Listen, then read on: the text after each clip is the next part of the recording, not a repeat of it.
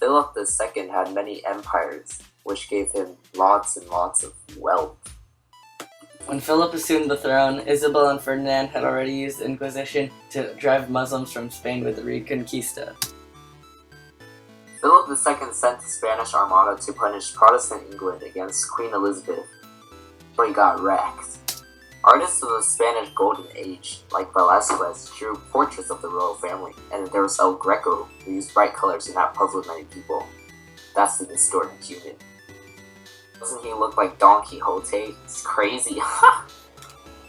Because of Spain's growing population and silver and gold flooding the market, it had major problems with inflation. Nobles were also excluded from having to pay taxes. The Spaniards brought cloth and goods from France, England, and Netherlands, and borrowed money from Germany and Italy, making them weaker than ever. The Spanish state didn't go bankrupt once, or twice, but 3 times. Philip raised taxes in the Netherlands, and he tried to crush Protestantism. Rembrandt van Rijen's art was most famously known for his contrasts of light and dark. During the next few centuries, European monarchs would want to become absolute monarchs, and they believed in divine right, and that their power was given by God, and they would always come out on top, no matter what happened. Even if they were accused of something, or they were put down to the bottom, eventually they would use their power and force their way up. Henry of Navarre created the Edict of Nantes, which granted religious tolerance for Huguenots, but he was stabbed to death in 1610. Louis XIII became the next ruling monarch, and Cardinal Richelieu became his minister. Richelieu moved against Huguenots by forbidding them to have city walls, and he sought to weaken the nobles' power. As France gained political power, French thinkers turned to skepticism, like Montaigne and Descartes. As little boy Louis XIV came into power, Cardinal Mazarin took over for him.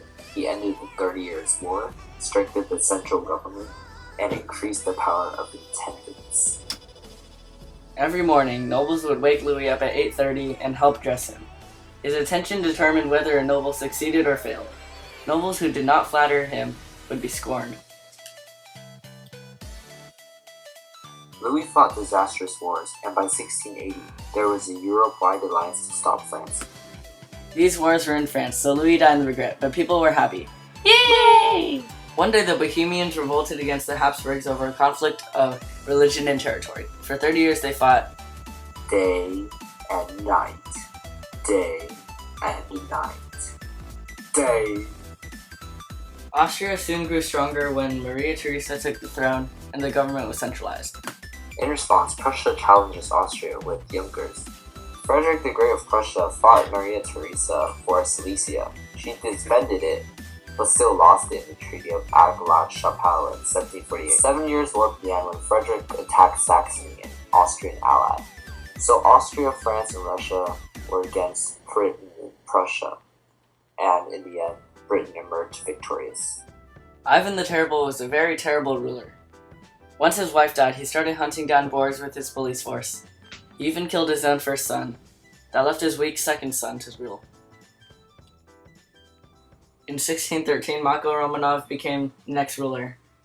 He began the Romanov dynasty for 300 years. Peter the Great came into power, and he loved the idea of modern tools, machines, and ships in the sea, and thought that Russia needed to depend on warm water ports. He tried to westernize Russia. 2 ways were schools and a potato. In 1703, Peter built a seaport to promote education and growth and called it St. Petersburg. Charles I always needed money for war, but ignored the position of right that Parliament set, so he dissolved Parliament, and he got more money from the English people, so his popularity decreased every year. Cromwell and the Puritans won the English Civil War and brought Charles to trial for treason. They found him guilty and beheaded him, the first public death of monarch. When Oliver Cromwell succeeded the throne, he established a commonwealth and abolished the monarchy. He ended up as a military dictator. After Oliver Cromwell died in 1658, Charles II took up the throne. He restored the monarchy, which was called the Restoration, and he created the habeas corpus, which guaranteed freedom. Eventually, Charles II died. After Charles II died, James II took up the throne. James II offended his subjects by displaying his Catholicism. His daughter Mary was Protestant, and her husband, William of Orange, helped her overthrow James for the sake of Protestantism. He led his army to London, and James fled to France. This was known as the Glorious Revolution. To help limit a monarch's power, a constitutional monarchy was created, the cabinet system was developed, and the Bill of Rights was created, which helped prevent things such as the suspension of Parliament's laws and the levying of taxes without a specific grant from Parliament. Alright, thank you guys for watching. Remember to like and subscribe. Click right here to Miss Pitts is awesome. And remember, history isn't always that boring.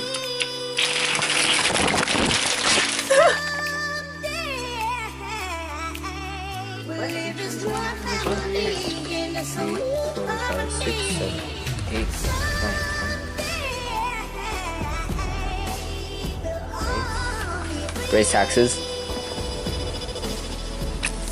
Oh my god, just throw it in. Go. Throw it in. Oh my.